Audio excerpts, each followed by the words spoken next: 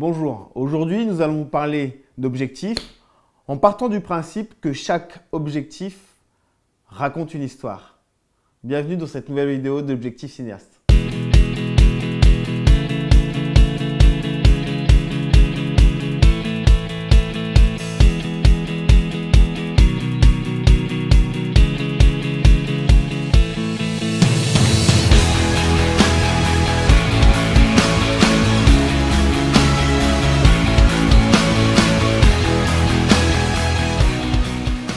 Comment bien choisir entre différentes tailles de focale et pourquoi faire ces choix? Alors, pour retranscrire au mieux les émotions souhaitées.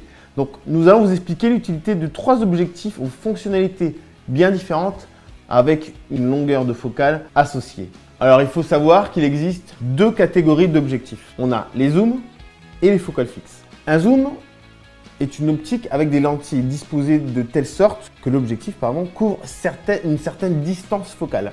Alors, par rapport à une fixe qui, elle, comme son nom l'indique, ne couvre qu'une seule distance focale. Donc, nous avons fait le choix de tourner seulement avec des objectifs fixes pour la simple et bonne raison qu'ils ont une meilleure ouverture et un meilleur piqué. Mais Jamy, c'est quoi une longueur focale?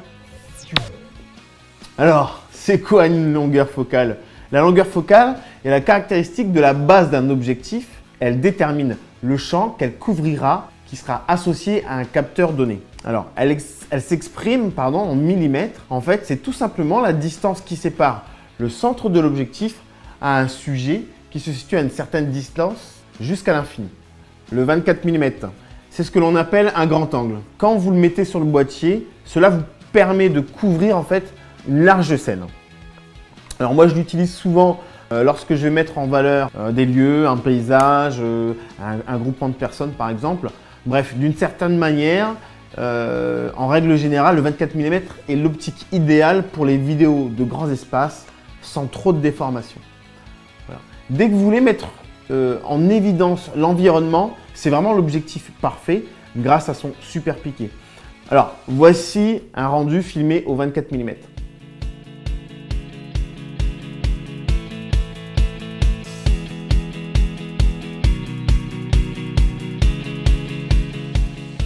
Un plan raconté au 50 mm équivaut à la vision humaine qui retranscrit l'impression subjective du narrateur. Alors qu'un plan raconté par exemple au 24 mm a davantage la situation géographique de ce dernier. On dit du 50 mm qu'il est l'objectif à tout faire et je suis bien d'accord avec ça. Il permet d'avoir une très faible profondeur de champ. Alors vous allez me dire pourquoi pas utiliser le 85 mm avec son flou magnifique. Eh bien, le problème de cette focale c'est qu'elle isole trop le sujet.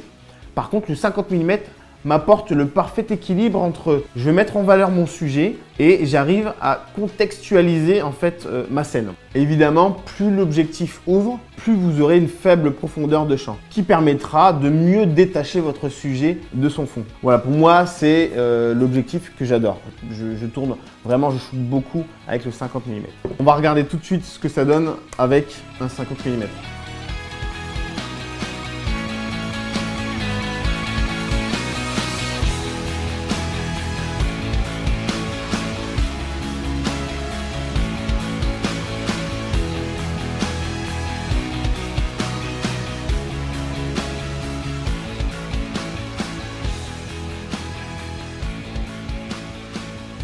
Alors cet objectif, le 100 mm, je l'adore moi. Pourquoi? Parce qu'avec on peut faire des plans rapprochés, des plans macro, filmer des personnages en plan serré, des natures, des insectes.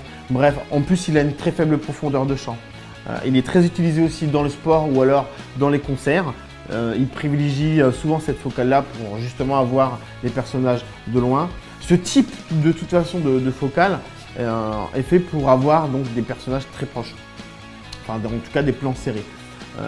Alors pourquoi proche? Parce que proche des sentiments. Ces plans sont également très utilisés pour focaliser l'attention sur un détail. Ils désignent le sujet en isolant vraiment du reste de l'espace. Donc moi j'adore vraiment ce 100 mm. Je l'utilise beaucoup pour les yeux, les lèvres, ou alors vraiment mettre en lumière un détail en macro. Donc moi j'adore. Alors vous allez me dire, on va regarder tout de suite un plan avec le 100 mm et après on verra un autre plan filmé en tout cas à la même distance avec par exemple un 50 mm. Comme ça, vous allez bien voir la différence en étant à la même distance avec une focale fixe, la différence en fait de plan qu'on va obtenir avec par exemple un 50 mm et un 100 mm.